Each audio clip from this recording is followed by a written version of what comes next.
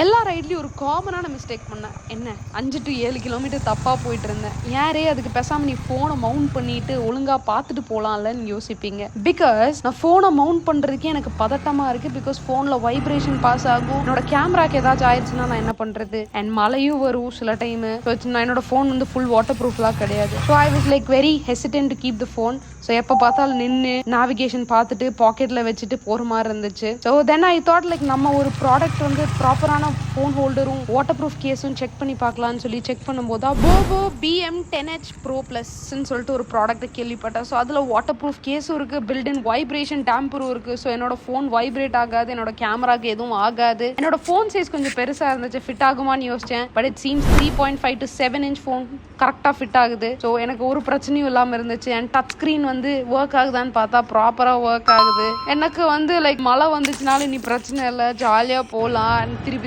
கழட்ட வேண்டாம். So I feel இனிமேல் நான் வந்து 5 to 7 கிலோமீட்டர் தப்பான ரூட்டில் கன்ஃபார்மாக போக மாட்டேன்னு நினைக்கிறேன். அண்ட் கன்ஃபார்மாக இந்த ப்ராடக்ட் வேல்யூ ஃபார் மணி. நான் எங்காச்சும் நிறுத்திட்டு இந்த ப்ராடக்ட்டை விட்டுட்டுலாம் போக முடியாது. பிகாஸ் யாராச்சும் எடுத்துகிட்டு போயிட்டாங்கன்னா ஸோ அதனால் நான் கழட்டி எடுத்துகிட்டு போயிடுவேன். ஸோ உங்களுக்கு இந்த ப்ராடக்ட் பிடிச்சிருந்துச்சுன்னா மறக்காமல் கமெண்ட்ஸில் லிங்க்னு சொல்லுங்கள், நான் உங்களுக்கு பர்சனலாக DM பண்ணுறேன்.